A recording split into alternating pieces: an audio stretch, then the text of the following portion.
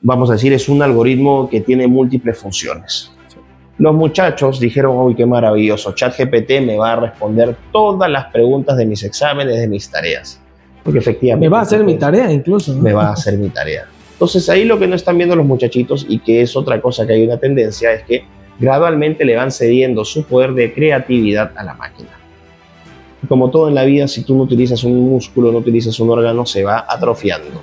O sea, vamos a ponerlo en sencillo, se ponen más imbéciles con el tiempo y se acostumbran a que la máquina haga eso por ellos.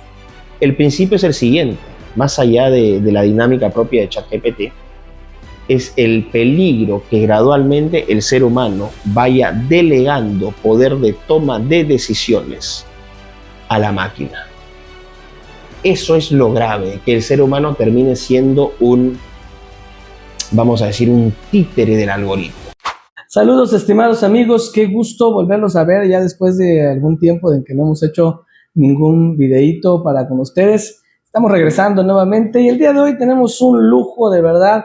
Otra vez está visitando tierras chiapanecas el gran Miklos Lukács de Pereni, espero lo haya dicho bien, ¿verdad? ¿Qué tal, Miklos? ¿Cómo estás? Qué gusto. Muy bien, Emanuel, te voy a poner un 20 por la pronunciación, así que muy contento de estar acá nuevamente en Chiapas, en Tuxtla, con toda la gente tan linda de esta ciudad, así que contento, ¿no? El evento de mañana también. Qué gusto, pues sí, tenemos un evento el día de mañana, no sé cuándo vayan a ver este video, pues tenemos un evento el día de mañana, donde estará en vivo aquí con nosotros el gran Miklos Lukács. Pues qué gusto, de verdad, nuevamente coincidir, ya hace creo que 2 años, ¿verdad? Que nos encontramos, efectivamente. 2 años aproximadamente, donde hablamos de muchos temas, de muchas cosas, y que a 2 años de ese encuentro, me parece que hoy hay nuevos temas, nuevos retos, nuevos desafíos. ¿Cómo está el mundo, mi querido Miklos? Complicado, bueno, tienes un mundo cada vez más polarizado, más fragmentado. Los problemas del día a día para la gente han aumentado, dependiendo obviamente de la zona, ¿no? Pero por ejemplo en Europa tienes el problema de la crisis energética, la guerra obviamente entre Rusia y Ucrania que ha afectado todo el bloque europeo. Tienes el problema inmigratorio islámico que es muy fuerte ahí, así que yo diría que esos son los principales problemas, y obviamente también en países como Holanda, como Francia y España, la crisis de los granjeros, que también están tratando de afectar su producción, es decir, interviniendo en la cadena productiva de los alimentos. Entonces ese es un grave problema ahí. En los Estados Unidos, problemas económicos también, con un presidente que es no sé si sería un incompetente, yo ya no sé si Biden sea imputable, ¿no? Pero un país que está a la deriva, con una crisis migratoria nunca antes vista en su historia, y también con una pérdida de liderazgo a nivel internacional muy fuerte, ¿no? El crecimiento de China, a pesar de que China tampoco tiene una situación económica boyante en estos momentos, pero sigue siendo el gran motor económico mundial. Y vamos a decir de Río Grande al sur, es decir, todo lo que es Iberoamérica, el mundo en América hispanohablante, también crisis migratoria, sobre todo por el problema de los venezolanos, una situación económica precaria, una situación de inseguridad cada vez más fuerte, cada país con sus propias particularidades, y el costo de vida que está afectando obviamente a la gente. Y bueno, también a pesar de todos estos enfoques, vamos a decir, estas problemáticas regionales, una que es transversal para todas, que es la agenda progresista, la agenda arcoíris, que afecta a todos por igual, ¿no? El tema de la ideología de género, el adoctrinamiento sexual de nuestros niños, la agenda feminista radical, la agenda trans que está creciendo mucho, el aborto, la crisis de la familia tradicional, es decir, los problemas de siempre, ¿no? Que esos afectan en general a todos los países. Creo que has hecho una radiografía excelente en tan pocos minutos, ¿verdad? De tantos problemas que hay en el mundo, y eso es lo interesante de la globalización, ¿verdad? De que efectivamente. Lo que pasa es que es un fenómeno, los problemas se han globalizado. Inicialmente tú tuviste un proceso de globalización económica a inicio de los 90 fuerte, ¿no? Sobre todo mediados de los 90, cuando surge el Internet y, vamos a decir, el comercio internacional se sincroniza, las bolsas de valores empiezan a operar ya sin cerrar casi. Cerraba Tokio, abría Nueva York, cerraba Nueva York, abría Europa, cerraba Europa, abría Tokio. Entonces, Eso, la globalización económica 24/7. 24/7, es decir, un impulso fuerte, pero fue una globalización económica. Después la Unión Europea, que ha dado el gran salto a la globalización política, es decir, la intención de formar abiertamente un gobierno federal de Europa, unos Estados Unidos europeos. Creo que es la institución más adelantada en ese sentido y la más nefasta también. Y finalmente el tema de la integración cultural, que no ha sido otra cosa que la integración del arco iris. Esa es la integración cultural. Entonces, hemos tenido fenómenos de globalización. Ahora, yo puedo ver esto no solamente porque lo leo, sino porque viajo mucho. Entonces, he estado en Europa, he estado en Sudamérica, en Norteamérica, he estado en Oceanía, he estado en Asia, y puedo ver el panorama completo, y es una situación muy compleja. Sí, sin duda, y como dices que nos afecta a todos, ahora ya un problema que esté del otro lado del mundo tiene sus repercusiones también aquí, claro, entre nosotros, y repercusiones tremendas y terribles. Me gustaría platicar un poquito contigo una cuestión bastante interesante. Tú siempre te has caracterizado por tener una línea de pensamiento muy propio, ¿verdad? Aunque a pesar de que estamos en esta misma línea todos, esta batalla cultural, esta batalla que se está dando, que se está gestando, pero hay un concepto tuyo que me gusta mucho, bueno, dos exactamente. Me gustaría que habláramos un poquito. Primero, esta cuestión de que al día de hoy, esta dicotomía conservadurismo-izquierda, o conservador-izquierda, derecha-izquierda, más bien, me parece que ya ha sido superada. Y eso es algo que tú has venido planteando desde hace mucho tiempo. ¿En qué sentido se dice esto? A ver, no voy a decir que ha sido superada. De hecho, como categorías políticas todavía son útiles y todavía se utilizan en la estrategia política, en las campañas electorales. Tú vas a ver que los partidos se posicionan en centro, izquierda y derecha, o centro-derecha, centro-izquierda, o derecha extrema, o izquierda extrema. Es decir, como categorías políticas, el eje político tradicional todavía sí tiene vigencia. Lo que yo estoy diciendo es que ese eje político tradicional está siendo disuelto ante nuestros ojos, poco a poco. La gente no lo ve, pero estas dicotomías de izquierda y derecha van a ser superadas pronto. ¿Por qué? Porque ahora los conflictos no son necesariamente políticos y económicos. Tú ya no estás comparando necesariamente modelos de libre mercado con modelos de planificación central en la parte económica, o modelos de control estatal versus modelos de libre mercadismo absoluto. Eso está en el discurso, pero ahí entra, por ejemplo, la automatización y digitalización de la economía con la inteligencia artificial, que es un proceso que está ocurriendo rápidamente y que de alguna u otra manera vuelve, no voy a decir obsoletas, pero cada vez menos útiles, tanto a las ideologías de derecha como a las ideologías de izquierda. Ahora el enfoque, producto de esta batalla cultural que también desarrolla nuestro querido amigo Agustín Laje en su libro La batalla cultural, la batalla cultural ha dado pie a lo que yo he definido en mi libro como la agenda arcoíris, ¿no? Que parte con el tema medioambiental y que tiene aristas como el aborto, la eutanasia, la ideología de género, la educación sexual integral, las agendas trans, el feminismo, el especismo o animalismo, que también, ¿no?, está surgiendo fuertemente, y el racismo, todos estos ismos, ¿no?, que no han surgido de manera orgánica, sino que han sido deliberadamente impuestos por organismos multilaterales a través de estados nacionales en todos los niveles, central, regional, local. Entonces lo que ves es una imposición de este modelo cultural. Ahora, ese diagnóstico de Agustín sobre la batalla cultural es correcto. Es un concepto que él no crea, pero que él populariza. Y creo que lo hace bien en ese sentido, porque posiciona la luz sobre los grandes fenómenos culturales actuales. Pero hay un estrato que es subyacente, que es todas estas agendas de batalla cultural te llevan a algo que es un sustrato más fundamental, que es la guerra antropológica, que es la redefinición y reconfiguración del ser humano en nombre del progreso. Eso es lo que es el progresismo finalmente, y ese progreso mediado principalmente por herramientas científico-tecnológicas. Cuando alguien define un progre, tiene que definirlo de esa manera. Un progre es aquel que busca la reforma política, económica, social y cultural, utilizando como medios de reforma principales la ciencia y la tecnología. Eso es un progre. Mal utilizando, pero ese es un progre. Y el progre puede ser de izquierda o de derecha. Por eso es que te digo que ahí empieza la disolución de este eje de izquierda a derecha.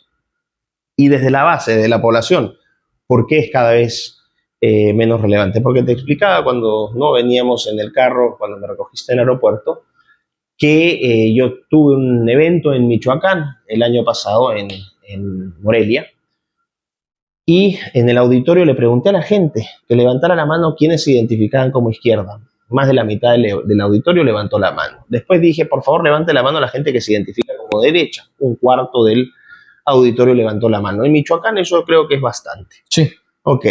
¿Cuál fue el punto? Lo que les dije es, más allá de sus disputas políticas, más allá si son de Morena o del PAN o del PRD o del PRI o lo que sea, a ustedes estas categorías políticas les son completamente irrelevantes. Les da lo mismo si es Marx o si es Hayek o si es Smith o si es Margaret Thatcher. Cuando les tocan a sus hijos y a sus familias, la gente deja de pensar en términos ideológicos y vuelve a lo instintivo, que es la protección de sus hijos, de su familia, es decir, en esencia la protección de nuestra naturaleza y condición humana. Y eso es lo que está pasando ahora. Y te lo voy a graficar aún más. De hecho, yo estoy escribiendo un libro sobre este tema, que aparecerá el primer semestre del próximo año, que adelanto el título, se llama Bioconservadurismo, en defensa del ser humano. En cuenta. Así es. Donde yo señalo ejemplos concretos. Vamos a ver desde la bioética, que creo que es una rama que va a tomar mucha mayor importancia a medida que más intervenciones tecnológicas sean aprobadas contra la voluntad de las poblaciones, ¿no? En el sentido de utilizar al ser humano como un conejillo de indias para empezar a modificarlo genéticamente o empezar a fusionarlo gradualmente con chips, con prótesis. Vas a encontrar gente como Leon Kass. Leon Kass es un distinguido médico estadounidense, fue el director vamos a decir, del Consejo para la Bioética que creó George Bush a inicios del siglo XX, no, del siglo XXI. Y Leon Kass es un tradicionalista, y Leon Kass está en contra de la modificación del ser humano. Francis Fukuyama no es un tradicionalista, Francis Fukuyama es un progre, vamos a decir, un demócrata liberal, un liberal estadounidense, y Francis Fukuyama llegó al punto de escribir un libro al respecto, ¿no? Alertando sobre los peligros del transhumanismo, es decir, de esta ideología que busca modificar al ser humano. Y Francis Fukuyama también está en contra de la modificación del ser humano. Sí. Voy a ir más allá. Otro autor que es un conservador estadounidense, Michael Sandel, un filósofo de la Universidad de Harvard, también está en contra de la modificación humana. Tanto Fukuyama como Sandel y Kass fueron parte de este Consejo de Bioética y a pesar de las divergencias en sus posturas políticas, su conclusión fue la misma: no modifiquemos al ser humano. Pero aquí viene la cereza del pastel. Jürgen Habermas, uno de los grandes exponentes de la Escuela de Frankfurt, de la tercera generación. La Escuela de Frankfurt es una escuela ideológica de izquierda abiertamente. Debatió con el Papa Benedicto. Así es, y el Papa Benedicto le dio una trapea de piso, hay que decirlo. Bueno, Habermas, siendo un hombre de izquierdas declarado, Habermas también está en contra de la manipulación del ser humano. Entonces vas a tener izquierda, socioliberalismo, conservadurismo y tradicionalismo, en contra. Todos fusionados en contra de la modificación del ser humano. Es decir, ideológicamente lo que esas personas expresaron en Morelia, Michoacán, representa de alguna manera las posiciones de estos pensadores que, independientemente de su posición política o económica, están en contra de la modificación del ser humano. Y por eso digo, izquierdas y derechas se vuelven irrelevantes cuando tú lo que atacas ya no es un modelo económico político, sino que tu enfoque es la naturaleza y la condición del ser humano. Por eso es que es una guerra antropológica entre quienes quieren modificar al ser humano y entre quienes no queremos modificarlo, entre quienes deciden que el ser humano debe ser un insumo para el progreso tecnológico versus aquellos que decimos que la tecnología y la ciencia siempre deben servir al ser humano, entre los que promueven el transhumanismo y entre quienes promovemos la medicina, que es precisamente el uso de la tecnología en beneficio del ser humano. Así que, terapéutico. Así es. Sí. Así que esa es mi justificación y creo que tengo fundamentación teórica, filosófica y empírica, es decir, práctica. No estoy hablando de tonterías, sino que lo que estoy diciendo lo estoy sustentando con casos. Claro, yo, como te dije también cuando veníamos de camino para acá, me parece que estoy muy de acuerdo con esa postura de que hay una batalla por el hombre, ahorita como tal, ¿no? Por la esencia de lo que es el hombre. Eh, yo he notado también que muchas veces se da la batalla por el hombre, pero muchas veces no sabemos definir al hombre. ¿Cómo se podría definir al hombre, al ser humano? Bueno, me estás haciendo adelantar parte de la presentación, pero para quienes no vayan, esto es lo que voy a hablar también mañana. Va a salir después, así que no hay problema, podemos spoiler. El ser humano es un ser complejo, vamos a partir de eso, pero también es un ser simple. El ser humano puede ser un homo economicus, es decir, un ser que comercia y produce bienes en un mercado. Puede ser, como decía Aristóteles, un zoon político, un animal político dedicado a la gestión de la vida pública, es decir, tiene una dimensión de poder. Puede ser un noble salvaje, como decía Jean-Jacques Rousseau, un hombre, un ser noble, bueno, a quien las instituciones terminaron contaminando. O puede ser, como decía Thomas Hobbes, ¿no? Un lobo, homo homini lupus, es decir, Hobbes tiene una visión completamente distinta de Rousseau. Hobbes piensa que el ser humano es despiadado, criminal, brutal, malo por naturaleza, y que si puede sacar ventaja sin ser castigado, lo va a hacer. Podemos ser hijos de Dios, o de hecho somos hijos de Dios. Pero al final del día, cuando nos vamos a dormir, cerramos los ojos, todos somos seres humanos. Aquí entramos a dos conceptos: naturaleza humana y condición humana. El ser humano es un conjunto de naturaleza y condición. Su naturaleza hace referencia a esas características biológicas: la genética, la anatomía, la fisiología, la psicología propias del ser humano. Somos seres bípedos, ya nos estamos separando de los cuadrúpedos, ya nos estamos separando de los reptiles, de los peces. Somos mamíferos, por ejemplo. Tenemos determinada, ¿no?, condición de cromosomas. 23 cromosomas en general, ¿no?, del padre, de la madre, o sea, tenemos ahí una constitución genética particular, y a partir de esa genética, esa naturaleza en la cual nos separamos visiblemente, son verdades autoevidentes que no requieren explicación. Tú pones un perro acá, un loro acá y un ser humano acá, y vas a distinguir a un ser humano con la misma facilidad con la que distingues un perro de un loro. A partir de esa naturaleza, el ser humano desarrolla ciertas características. Por ejemplo, lo que estoy haciendo ahorita es comunicarme, desarrollamos un lenguaje. Eso también es parte de la naturaleza del ser humano, de cómo nos comunicamos. A partir de esa constitución biológica, genética, anatómica, fisiológica y psicológica, el ser humano va a interpretar el mundo y a interactuar en el mundo que nos rodea de manera diferente a la que lo hacen los animales. Y aquí hablamos de la condición o experiencia vital del ser humano. Tenemos características que otros animales no tienen. Somos la única especie que registra su pasado, la historia. Somos la única especie que es capaz de filosofar, es decir, tomar las ideas, esto que Platón definía como estas fotografías que tomamos de los objetos, que incorporamos en nuestra mente, y a partir de eso podemos generar pensamientos abstractos, complejos. Somos la única especie que lo hace. Somos la única especie que tiene capacidades estéticas súper desarrolladas: la música, la pintura, la escultura, la literatura, que no tienen otras especies. Y somos una especie que también es consciente de su propio fin, de su finitud, de sus limitaciones, de su dependencia. Y más aún, porque esta guerra antropológica no solamente desde una perspectiva materialista, se equivocan quienes defienden al ser humano solamente de la perspectiva de la estructura humana. El ser humano es mucho más que materia. Tenemos un espíritu, tenemos un alma, tenemos una dimensión trascendental que también es parte de esa experiencia vital del ser humano. Cuando tú combinas esa con esa naturaleza humana que da origen a esta condición o experiencia vital del ser humano, esa complejidad te define un ser humano. Y la realidad es que somos seres con un dimorfismo y un dualismo sexual: hombre-mujer, persona masculina, persona femenina. No hay tercer sexo, ni siquiera los intersexuales o los hermafroditas o los andróginos son un tercer sexo. Son masculino y femenino combinado, pero no es un tercer sexo. Siempre está esta dicotomía. Entonces, eso es un ser humano. Y aquí se agrega una dimensión adicional que se la debemos al cristianismo, que es la condición de persona. No solamente somos seres humanos con una naturaleza y una condición humanas, sino que tenemos la categoría de persona, es decir, tenemos una dignidad y un valor que son inherentes de nuestra existencia. Esa es la verdadera igualdad. Todos somos hijos de Dios, por lo tanto, todos estamos en el mismo plano. No se hace distinción por sexo, por raza, por orientación sexual. Todos somos hijos de Dios y todos esos apellidos, finalmente provenientes de estos ismos, sobran. Así que eso es un ser humano.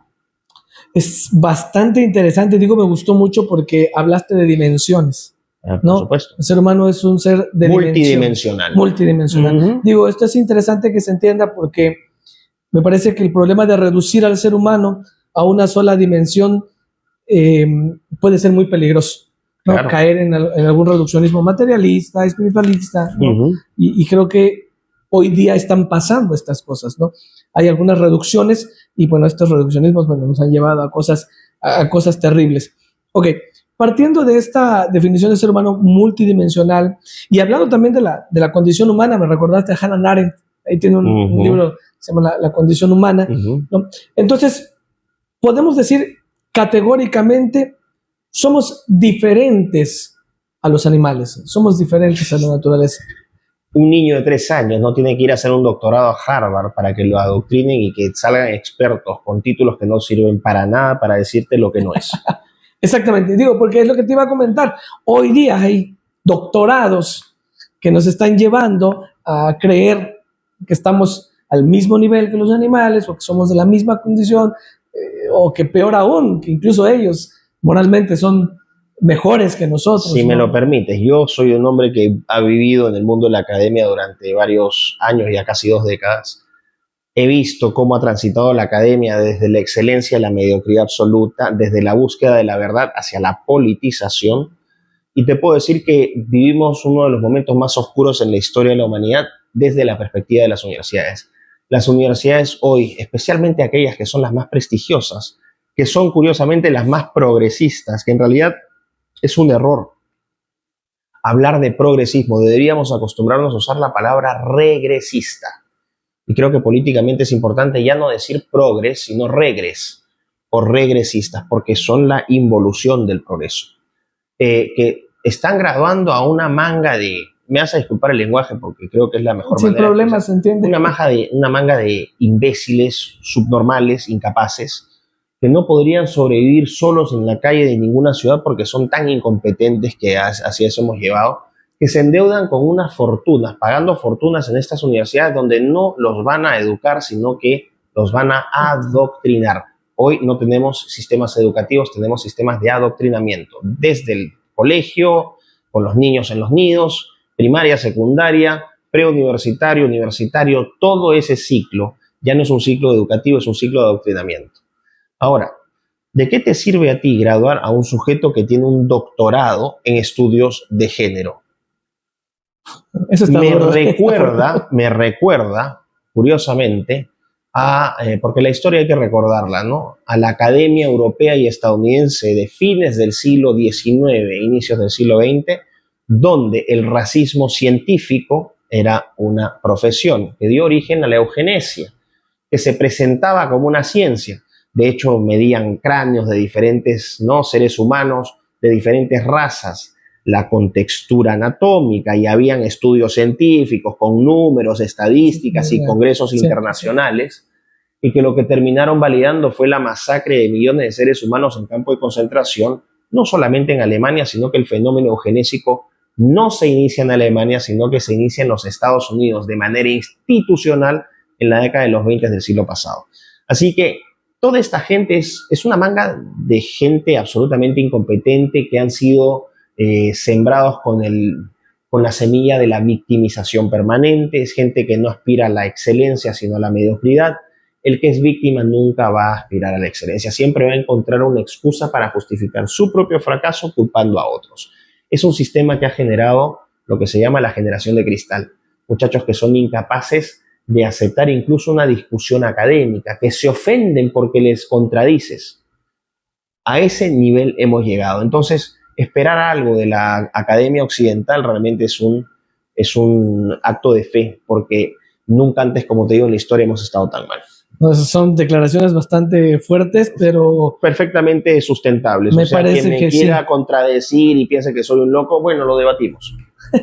Ahí está la invitación por si alguien quiere debatir conmigo. No tengo ningún problema. Sin problema. No, pero yo estoy totalmente de acuerdo contigo. No tenemos que irnos fuera del país, es más, ni del Estado.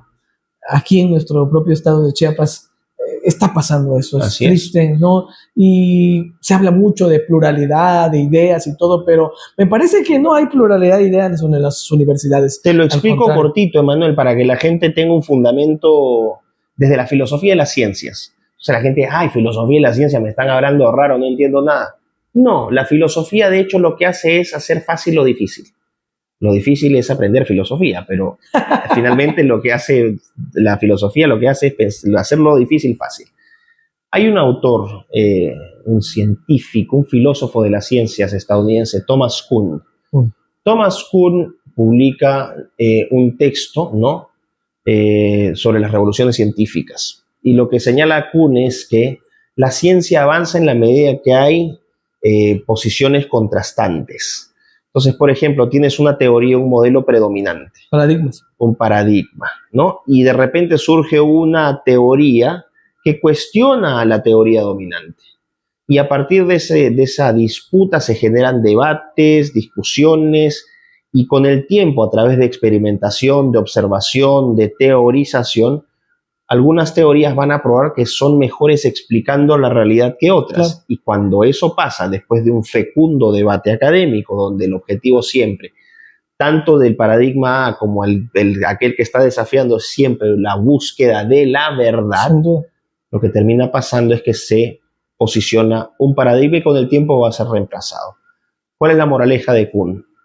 El progreso científico, el progreso tecnológico, el progreso social, el progreso político se alcanza a través de la contrastación de ideas. Sin duda. Y lo que tú tienes hoy en las universidades es todo lo contrario. Tienes cultura de la cancelación, deplatforming, donde no dejan hablar a ciertas personas, la destrucción de las carreras y las vidas de profesores que se atreven a cuestionar el status quo, Sí. quienes hoy contradigan la mafia de género, quienes hoy contradigan la mafia del aborto, quienes hoy contradigan, ¿no?, las cuestionables conclusiones de los estudios medioambientales, que son multicausales, que son muy complejos, y que reducirlos a una causa antropogénica me parece de una simplonería y de una estupidez superior.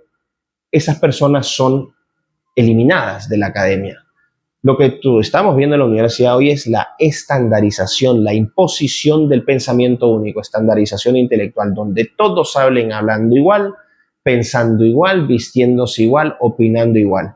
Y si aparece un disidente, lo primero que hace toda esta horda de ignorantes, esta horda de adoctrinados, de castrados mentales, es atacar al disidente. Nunca se va a dar debate de ideas. Exactamente, ese choque, ¿no?, necesario, saludable, que ha marcado el progreso de la humanidad en los últimos 2.000, 3.000, 5.000 años, vaya a saber uno, todo el tiempo esta contrastación de ideas que hoy es suprimida. Entonces, no tenemos ciencia, tenemos política. No tenemos diversidad, tenemos estandarización. No tenemos inclusión, tenemos exclusión. Y no tenemos igualdad, tenemos la más abyecta y nefasta desigualdad. Eso es así de clarito. Es que está bastante fuerte. ¿Auguras tú el fin de la academia, el fin de la universidad? No. ¿O qué auguras con todo esto que se está pasando? Bueno, a ver, la universidad nunca va a acabar, o el concepto de universidad nunca se va a superar, porque aún en las épocas más oscuras en la historia de la humanidad, y uno puede leer, la historia es un repositorio de lecciones muy importante, no es la primera vez que la humanidad pasa por periodos tan oscuros como este. Hemos tenido periodos igualmente oscuros o incluso más oscuros que este en el pasado, donde se llega a un colapso moral, a un colapso intelectual a nivel civilizacional general, que permite la refundación de estructuras en lo social, en lo político, en lo económico. Creo que estamos en un proceso de inminente caída, de colapso civilizatorio, conducido por una generación de castrados mentales y adoctrinados que están destruyendo lo que tanto costó construir, pero la naturaleza y la condición del ser humano siempre prevalecen. El ser humano finalmente, cuando vea que de la mentira solo surgen consecuencias nefastas, porque ese es el problema de la mentira, es que cuando tú impones mentiras, la mentira no puede modificar la realidad va a seguir siendo una. esa realidad se va a terminar imponiendo. Es como decirle a alguien, mira, tienes un puente ahí y no hay ningún puente, y convences a la gente de decirle hay un puente. Y la gente tontamente, increíblemente, con el adoctrinamiento, cruza no ningún puente, sino que da un salto al vacío. Entonces tienen que morirse 17 millones cruzando el puente inexistente para recién despertar. En ese momento estamos como una especie de ese suicidio colectivo de los lemmings, estos animalitos que voluntariamente se suicidan, ¿no? Se suicidan. En eso estamos. Lamentablemente los costos van a ser muy grandes. Pero no pierdo la esperanza de que el ser humano supere. ¿Hay alternativas hoy a la academia, a la universidad? Sí, bueno, si me permites, Tecnopolitea, muchas gracias muchachos, ahí si me permites, es la academia que he formado con Agustín Laje, tecnopolitea.com, y obviamente el diplomado en la Universidad Católica de Chiapas en bioética, gracias, que son, vamos a decir, bastiones de sentido común, bastiones de libertad de pensamiento, porque ojo, hasta los regresistas están invitados a participar en estos cursos. No le cerramos la puerta a nadie, todos pueden participar, con respeto, ¿no? Con altura, pero sí, creo que hay esperanza, creo que hay espacios. Ya la Academia Occidental hace 3 días, en el Reino Unido hay 181 universidades. Yo he hecho parte de mi carrera académica en el Reino Unido, yo me doctoré en el Reino Unido, conozco mucho ese entorno académico. Actualmente hay 181 universidades dominadas por el progresismo, excepto 181 universidades en el Reino Unido. Ha aparecido una, que es la Universidad de Buckingham, con un profesor que es el profesor Eric Kaufman, a quien tuve la oportunidad de conocer el año pasado en Londres, que acaba de fundar el Centro Heterodoxo, donde van a cuestionar y hacer investigaciones y seminarios criticando todas las políticas regresistas, las políticas de género, de aborto, el famoso multiculturalismo, el racismo, y no se van a sumar a la moda, sino que van a criticarla. Entonces ya tienes respuesta en Hungría, el Matías Corvinus Collegium, en Ecuador, la Universidad Técnica Particular de Loja.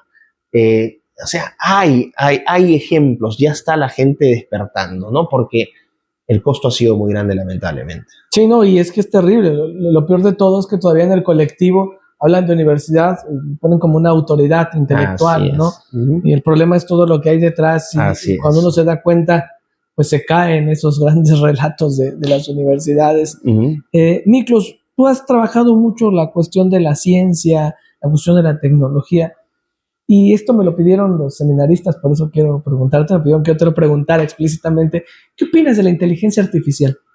Que ya entramos con una estafa. Decir inteligencia artificial es caer en la estafa. No hay inteligencia. Lo que hay es un poder de procesamiento, de cálculo, de procesamiento de datos impresionante. Pero eso no es inteligencia. Nuevamente, la inteligencia del ser humano, la naturaleza del ser humano y la inteligencia del ser humano son mucho más complejas. No es solamente la capacidad para procesar data de manera matemática, estandarizada. Tienes una inteligencia que es no solamente lógico-matemática, una inteligencia musical, una inteligencia temporoespacial, cuando caminas y estás calculando ¿no? Claro. Una inteligencia natural, tú puedes ver el clima, si va a llover o va a hacer frío. Una inteligencia interpersonal, una inteligencia intrapersonal, una inteligencia estética. La inteligencia del ser humano es muy compleja. Eso es inteligencia, donde abarcas todas estas dimensiones y las incorporas en ese instrumento que no tiene superación, que es el cerebro humano. Lo otro es poder computacional o inteligencia de las computadoras, que es otra cosa. Cuando hablamos de inteligencia artificial, y ahí entra la trampa, estamos humanizando a la tecnología. Sí. Que pienso que es una herramienta poderosísima, que tiene cosas muy positivas. De hecho, puedo mencionar ejemplos. El caso, por ejemplo, para la detección de cáncer de piel temprano, a través de las mismas técnicas de reconocimiento facial, se utilizan algoritmos que pueden reconocer cáncer de piel de manera muy temprana, cosa que antes se hacía el diagnóstico al ojo humano, pero pueden determinar con mucha precisión la presencia de carcinomas, sarcomas, etc. Y eso puede salvar muchas vidas. Excelente uso de la tecnología. Un excelente uso de la tecnología de la inteligencia artificial, por ejemplo, para que los supermercados o los grandes almacenes de alimentos, en base al movimiento que tienen histórico mensual de insumos, de alimentos, reduzcan las mermas, que no se almacene más de lo que se va a comercializar. Está genial eso. Claro, todo fantástico. Lo que se tira con mermas. Alimentación, o sea, cuando vas a los restaurantes, no estar produciendo porciones masivas como en los Estados Unidos, donde 3/4 partes de lo que compras se va a la basura. Sí, eso es terrible. O sea, dime si no estarías de acuerdo con eso. No, sí. Fantástico, ¿no? Inteligencia artificial que puedes utilizar en el mundo de las finanzas también, si te ayuda a resolver temas de cálculos, me parece excelente. Pero la inteligencia artificial también plantea riesgos que son muy profundos. ChatGPT 3, ¿no? ChatGPT 4 ya. Ya estamos en el 4.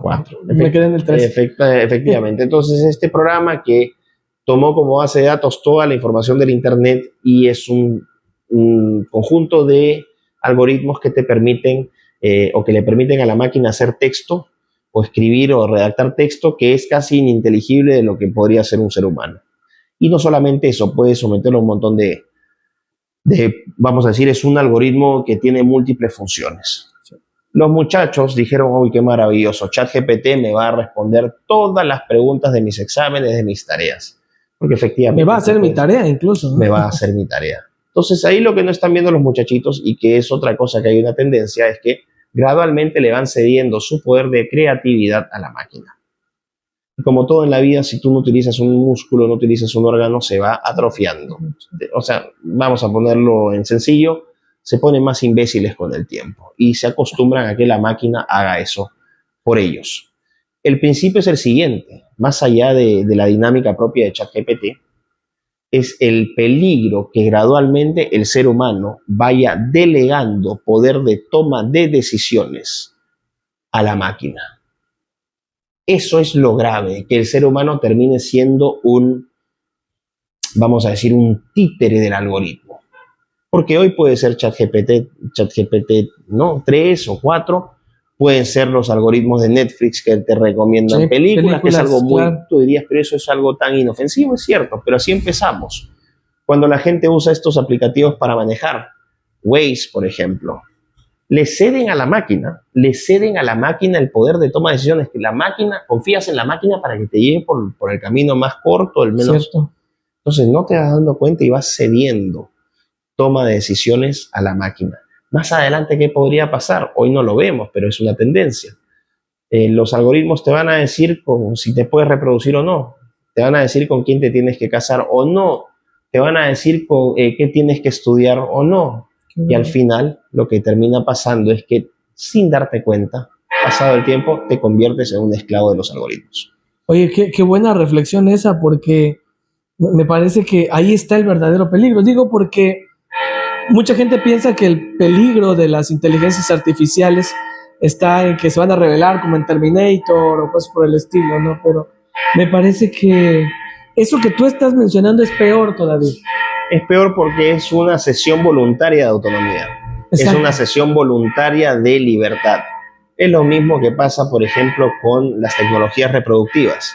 Hoy no lo vemos, pero la tendencia indica que si seguimos tercerizando funciones a la tecnología, el ser humano llegará a un momento donde no necesite del sexo porque todo ese proceso de reproducción, de manufactura, de producción de seres humanos será tercerizado a las máquinas. Claro. Y ese es el fin del ser humano también. O sea, estamos apuntando a un apocalipsis en la línea del ser humano, pero porque el mismo ser humano está donando. No es tanto que va a venir una máquina a matarme. O que va a haber campos de concentración transhumanistas, no. Por eso es que los adoctrinan desde chiquitos. Para que desde chiquitos, desde bebitos, desde niños, por eso es que estos regresistas asquerosos siempre atacan a los más indefensos. Porque no los forman, los deforman, los destruyen en su identidad, en su orgullo, en sus capacidades, les enseñan a ser víctimas, les enseñan ¿no? O les adoctrinan y les dicen, puede ser lo que tú pienses que eres, el ejemplo del puente, que es inexistente, desafiando esa naturaleza, esa realidad natural propia. Y por eso es esa catástrofe, no es que vayan a imponer, sino que voluntariamente están generando seres humanos castrados mentalmente, atrofiados moralmente, sin brújula, sin identidad, y lo que tienes es lo que estamos viendo ahora. Sí, no, y es terrible, y digo, bastante interesante lo que estás mencionando. Me parece que tenemos que hacer conciencia de esto, Ujú. porque si no hacemos conciencia de esto, yo veo lo que está pasando ahorita con los niñitos, que les están dando una tablet, que les están dando un celular, bebés todavía, ¿no? Así es. Y no se dan cuenta lo terrible que puede ser, los papás no se dan cuenta lo terrible que puede ser dejar a merced de estos aparatos. Y aquí hay que tener un balance, porque nos guste o no, el mundo va a cambiar y esas tecnologías van a llegar. Entonces, no se trata tampoco de crear analfabetos digitales. Nos guste o no, muchas cosas van a funcionar de manera distinta a cómo funcionaban ahora. Entonces, tiene que haber una especie de alfabetización digital. Los chicos tienen, en la medida de lo posible, que saber cómo funcionan esas tecnologías, De acuerdo. pero siempre con la mesura. Entonces, si van a usar tablet, que usen una tablet, pero que los contenidos sean filtrados, que utilicen la tablet para acostumbrarse al uso de la tecnología, pero que la utilicen con fines productivos y no que la tecnología reemplace sus capacidades cognitivas y creativas, sino que la tecnología sea una herramienta para expandir esas capacidades propias del ser humano. Sí, qué difícil es en la práctica, porque pues muchas veces Se puede, y yo lo para practico TikTok, en casa para... con mi hijo y con excelentes resultados. Así que sí se puede. Lo que pasa es que hay que estar detrás. Ahí nos pasan los tips, por favor, porque Así sí, es. a veces Eso es complicado. otro precio. Eso es otro precio. Sí, porque sí es bastante complicado. Yo creo que lo que tú hablas es mucho de la responsabilidad de los papás también, Así ¿no? es. Cuánto están detrás realmente de sus hijos. Uno puede chillar y criticar y molestarse por la ideología de género, pero uno no tiene derecho a reclamar absolutamente nada cuando no ha hecho el trabajo en casa. Es así de sencillo. Exactamente, a O sea, eso. quieren que sus hijos no estén adoctrinados, dedíquenles tiempo. Exacto. Necesariamente, porque Necesariamente. si no Si no, están llorando sobre leche derramada. No, pues la verdad es que creo que son muchísimos temas por los que podemos abordar. Ahorita ya no sé cuánto tiempo llevamos, ya llevamos bastante tiempo, pero me gustaría hablar un último tema contigo, Miklos, porque me parece que, o sea, hay que aprovecharte, ¿verdad? Uh-huh. Y aprovechar que es por el mismo precio.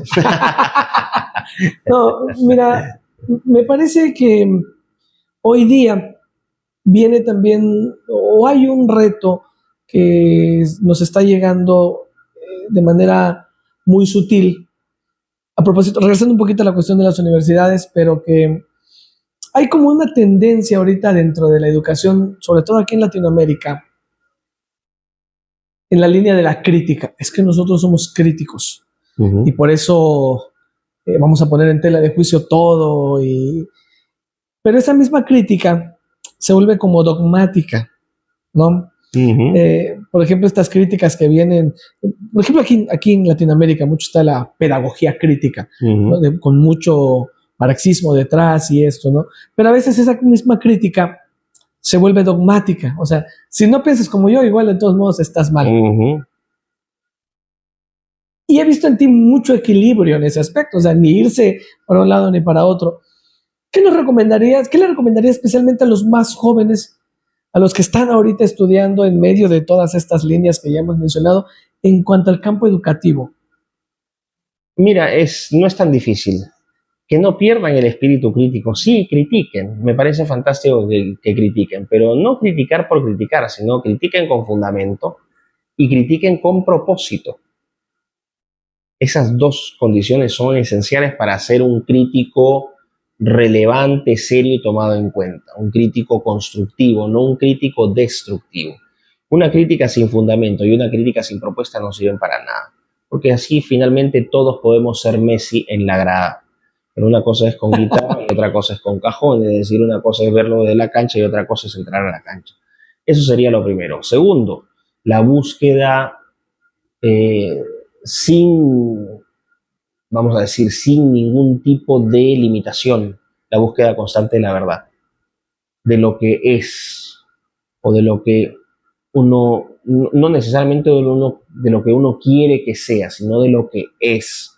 A veces la realidad nos golpea fuerte, queremos que muchas cosas sean, pero la realidad nos indica que no son así. Y eso está bien. No está mal verse enfrentado a una realidad que no nos es favorable y que no encaja en nuestros marcos mentales. Otro punto importante, responsabilidad, ser responsables, ser esforzados, tener un compromiso y una ética de trabajo. Es decir, ser buenas personas. Finalmente se nos acusa a nosotros de ser fundamentalistas, Finalmente, ¿por qué estamos haciendo todo esto? Porque buscamos salvar a gente que está siendo devorada por estas ideologías.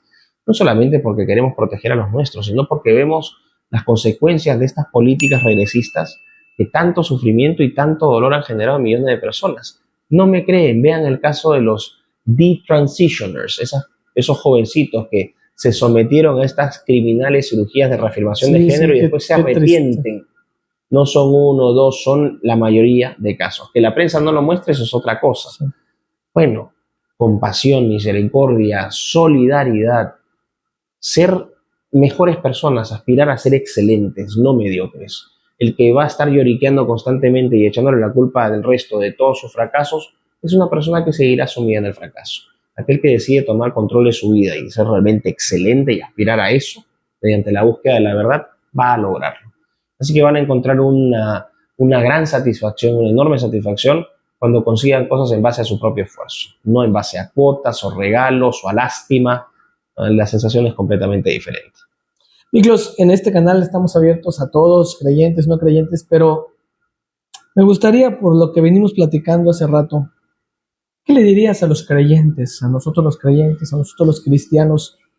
¿Cuál sería tu invitación a nosotros, especialmente a los jóvenes creyentes? Bueno, tú abiertamente sabes que yo soy siempre lo he dicho, o sea, no soy un pésimo católico, en la medida en que tengo, vamos a decir, dudas todavía sobre mi fe.